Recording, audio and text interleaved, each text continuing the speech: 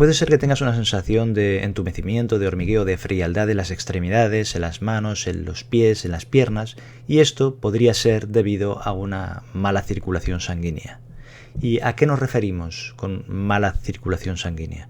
Pues a una falta de llegada de sangre a los tejidos, de forma que estos pueden sufrir porque no les llegan suficientes oxígeno y nutrientes, pero también puede ser una dificultad en la devolución de esta sangre, en su recogida y devolución hacia el corazón, de forma que se quede estancada y esto también dé lugar a problemas y a síntomas. Otras veces podemos referirnos a un problema en la circulación linfática que es paralela a la de los vasos sanguíneos y que lo que hace es llevar el líquido que hay entre los vasos sanguíneos y las células, el líquido intersticial, lo devuelve hacia el corazón. Todo esto es un circuito, el de las arterias y las venas, de circulación de sangre que va bombeándose desde el corazón hacia los tejidos y se devuelve hacia el corazón otra vez, pasando por todos estos tejidos, nutriéndolos y retirando los elementos o las sustancias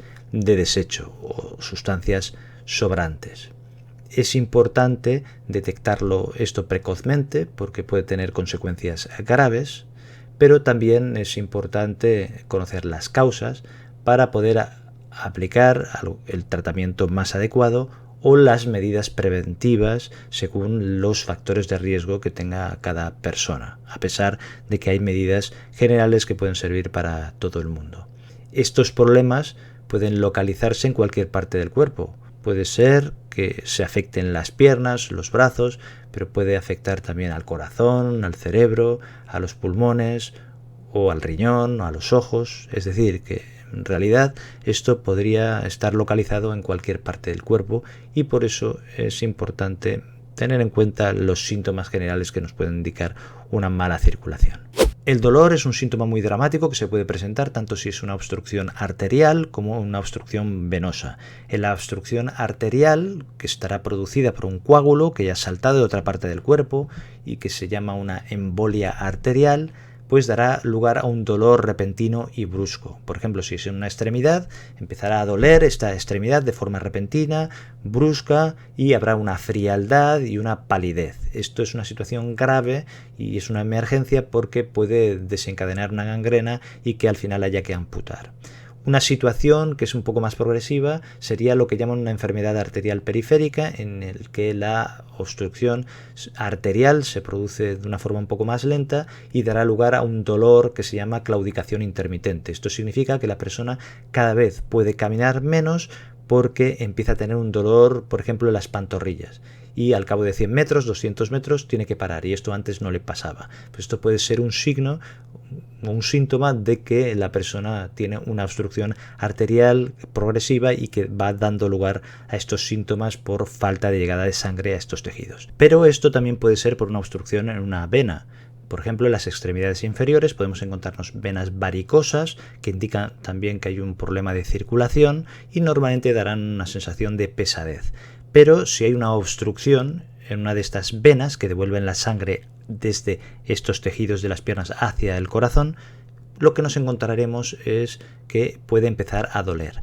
En este caso podríamos pensar en una trombosis venosa profunda, es decir, en una formación de un coágulo en una de las venas más internas de la pierna, de forma que obstruye e impide este retorno de sangre hacia el corazón. Y el síntoma que nos podemos encontrar es el dolor, aparte de una hinchazón y de síntomas adicionales.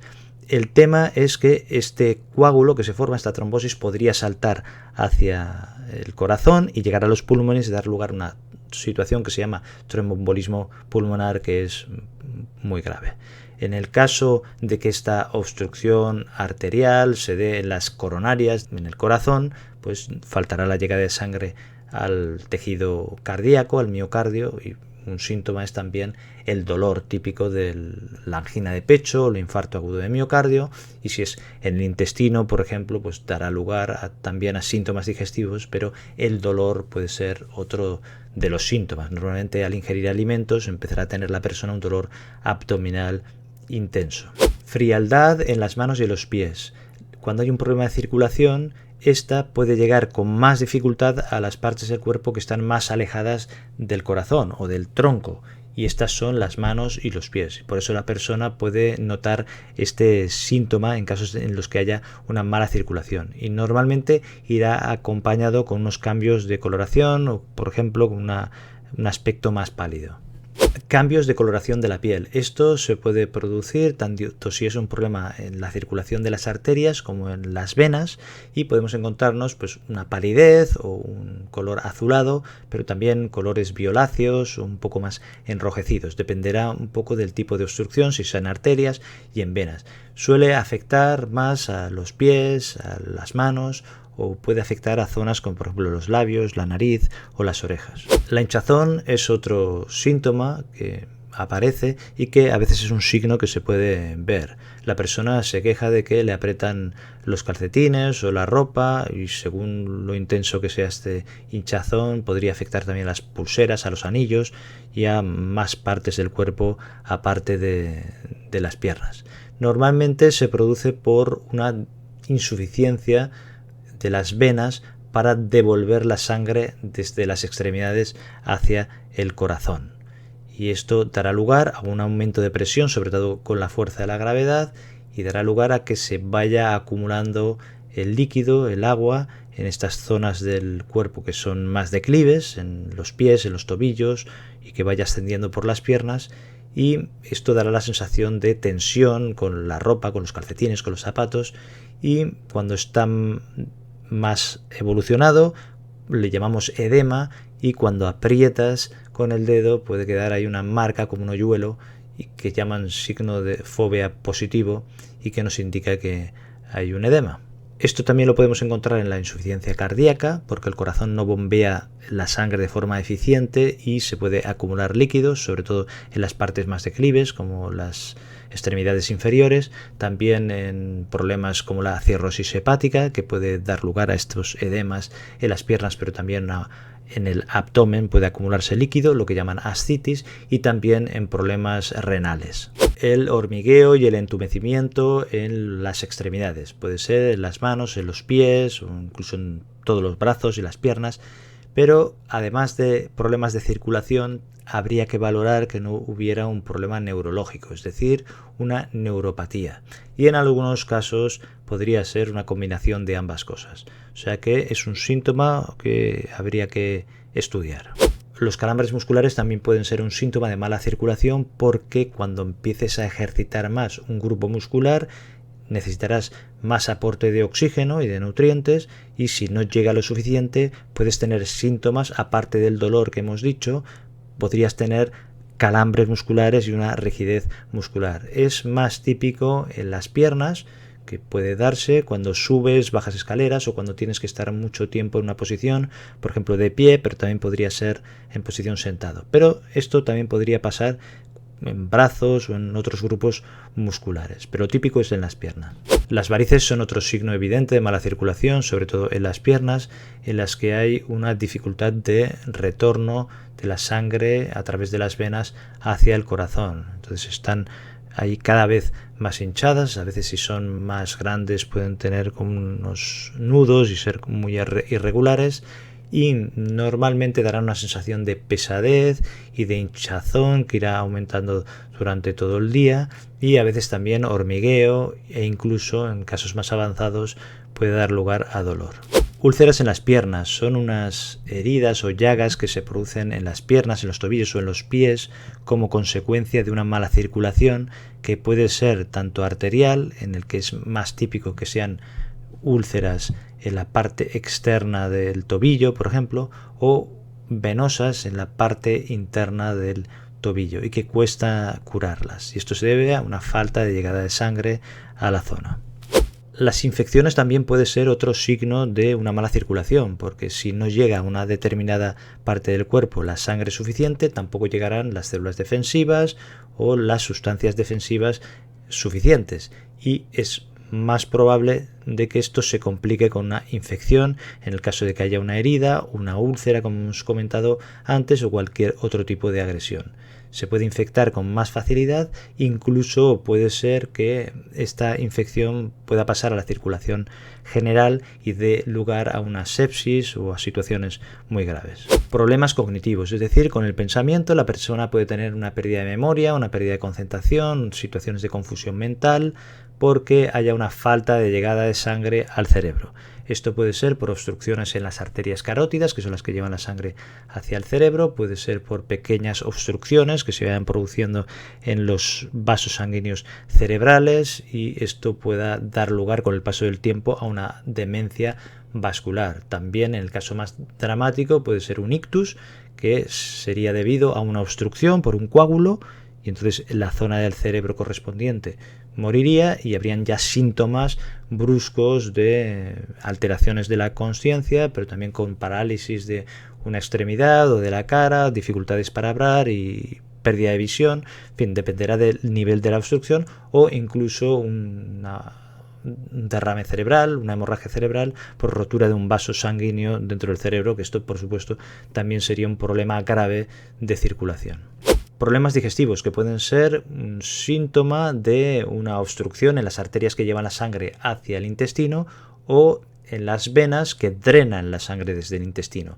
Y podemos tener dolor abdominal, hinchazón o distensión abdominal con gases, puede haber una diarrea con o sin sangre, puede haber estreñimiento, puede haber náuseas, puede haber vómitos, podemos encontrarnos con febrícula. Todo dependerá del tipo de obstrucción, de lo brusca que haya sido, o si es muy progresiva o no, y también de la localización. Cansancio intenso, esto comparado a cómo estabas anteriormente. Esto es una fatiga intensa debido a una mala circulación general por un fallo de bombeo del corazón, por una insuficiencia cardíaca.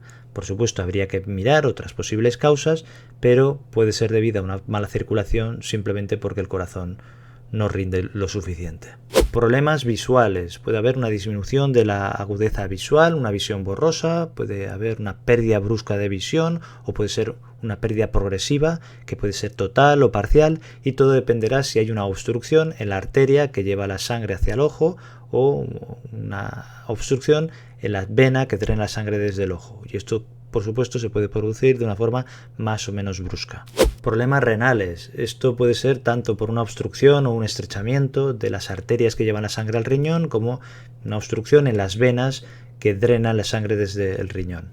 Esto dará síntomas según el tipo de obstrucción, según la rapidez con la que se produzca la obstrucción, de forma que puede ser que no haya ningún síntoma, o quizá haya alteraciones en la presión arterial que sean muy difíciles de controlar. En cambio, en otras ocasiones puede empezar con un dolor brusco, con náuseas, vómitos, y también puede haber alteraciones en la micción, tanto en la frecuencia, que sea excesiva o como que sea escasa, dependerá un poco del tipo de obstrucción y, ya digo, de la rapidez con la que se haya producido. ¿Cuáles son las causas de mala circulación? En primer lugar, tenemos la aterosclerosis, que afecta a las arterias y que irá formando unas placas en la parte interna de las arterias que llevan colesterol, grasa y también calcio y fibra, que va aumentando de tamaño, y si va obstruyendo puede ir causando síntomas en diferentes partes del cuerpo. A veces esto es muy progresivo porque el cuerpo se va adaptando y va apareciendo circulación colateral. El problema es cuando se rompe esta placa y se forma un coágulo, porque se acumulan plaquetas y factores de coagulación, y este coágulo obstruye y se produce una trombosis en la arteria, o si salta, una embolia en una zona más distante. Esto dará lugar a los síntomas más dramáticos de los que hemos explicado en diferentes partes del cuerpo, que pueden ser en las piernas, en el corazón o en el cerebro. En el caso de la enfermedad arterial periférica se refiere a las piernas, y son estos síntomas que aparecen más progresivos, por ejemplo de claudicación intermitente, de que te tienes que parar y antes no te pasaba, porque te duelen las pantorrillas con el ejercicio físico. ¿Por qué? Porque no va llegando sangre, porque hay estas placas de ateroma que van haciendo más difícil esta circulación. O sea que este sería un gran grupo de causas. ¿Y qué predispone a esto? Pues ya lo hemos comentado en otros vídeos, como por ejemplo está el tabaco y otros productos tóxicos, está la hipertensión, el colesterol y los triglicéridos elevados, También tenemos la falta de actividad física, la obesidad y por supuesto la diabetes, que en el caso de la diabetes, si está muy avanzada y no ha habido un buen control, puede asociarse también, aparte del problema de la mala circulación, la afectación de los nervios, que haya una neuropatía y esto se asocie a los problemas de la mala circulación y todavía lo complique más. Después hay otras enfermedades, como por ejemplo las vasculitis, que son inflamaciones de vasos sanguíneos, que a veces pueden estar asociadas a pequeñas obstrucciones. Por ejemplo, el lupus eritematoso sistémico puede dar lugar a problemas de este tipo. Después también está la tromboangiitis obliterante o enfermedad de Berger, que se ve en gente joven que son muy fumadores. Puede haber también una inflamación en pequeños vasos sanguíneos, pero puede dar lugar con el tiempo a que hayan pequeñas obstrucciones, pequeños coágulos que hagan difícil todavía más la circulación. Esto suele empezar por las manos, por los pies, pero después puede evolucionar y afectar a zonas más extensas en los brazos y en las piernas y puede dar lugar a problemas graves. También se pueden afectar las venas, como os he comentado antes, y esto serían las varices que podemos observar, en las que hay una alteración de las válvulas internas de estas venas y por el efecto de la gravedad hace más difícil el retorno o el drenaje de la sangre de las piernas hacia el corazón y puede dar lugar a los síntomas que hemos comentado y en los casos más graves podría dar lugar a una trombosis venosa profunda, que es la formación de un coágulo que obstruye y que a veces puede saltar y llegar hasta el pulmón. O sea que básicamente estas serían las causas que nos podemos encontrar y que pueden afectar a las diferentes partes del cuerpo, tanto las piernas, el corazón, el cerebro, el riñón, el intestino y cualquier otra zona del cuerpo. ¿Cuál es la solución a los problemas de circulación? En primer lugar, lo primero es prevenir, es decir, el evitar que pase esto en primer lugar. Esto es más fácil decirlo que hacerlo, pero hay que insistir y es lo que vamos comentando en todos los vídeos. En primer lugar, eliminar hábitos tóxicos como el tabaco, el alcohol y otros, pero sobre todo el tabaco sería el principal en este caso. El realizar actividad física o ejercicio físico de una forma más formal o de forma más informal, que ya hemos comentado los beneficios en otros vídeos y que siempre es bueno para prevenir temas estos de circulación, pero para la salud en general. En tercer lugar, muy importante, la alimentación saludable, que ya hemos dicho que sea rica en fruta y en verduras, pero que habrá que adaptar a la circunstancia personal de cada persona en particular. Por supuesto, el controlar la hipertensión, si es que la tienes, controlar el colesterol, los triglicéridos, el controlar la diabetes, es decir, el tener bajo control la glucemia en la sangre, o si tienes diabetes o si tienes prediabetes, el ir haciendo los controles correspondientes y, por supuesto, el controlar el peso, el sobrepeso o la obesidad. O sea que esto es lo de siempre. Esto favorecerá nuestra salud vascular, pero también nuestra salud en general. ¿Qué hay que hacer si ya hay un problema de circulación establecido? Pues esto dependerá de la localización, de si es una arteria, si es una vena, de la brusquedad de la obstrucción, si es algo progresivo o si es algo agudo y muy repentino. O sea, depende de las circunstancias y de las causas. Por supuesto, siempre te indicarán un cambio de estilo de vida para evitar que esto progrese o que se repita en el mismo lugar o en otra parte del cuerpo. Si es una situación grave, pues es posible que te indiquen una cirugía vascular, que puede ser en las piernas, puede ser en el corazón, en el cerebro, según las circunstancias, también en el intestino, en el riñón, ocular, depende de dónde haya sido la obstrucción. Puede ser que te indiquen la colocación de un stent, que son unos muelles para dilatar los vasos sanguíneos y que pueda pasar la circulación sanguínea, o pueden hacer un bypass. Esto ya lo tendrá que decidir el cirujano según la situación concreta. Si es una situación más leve, es posible que te indiquen, por ejemplo, en las piernas medias de compresión, que te indiquen masajes, ejercicios de fisioterapia y también pueden indicar fármacos anticoagulantes como la warfarina, el azonocumarol o antiagregantes como el ácido acetilsalicílico, la aspirina o fármacos para bajar la presión arterial, antihipertensivos o fármacos para bajar el colesterol, los triglicéridos. Esto, por supuesto, siempre asociado a los cambios de estilo de vida. O sea que esta sería una visión general de las posibles soluciones. Te dejo aquí otro vídeo sobre este tema para poder ampliar, seguro que te interesa. Muchas gracias, cuídate y te espero en el próximo vídeo.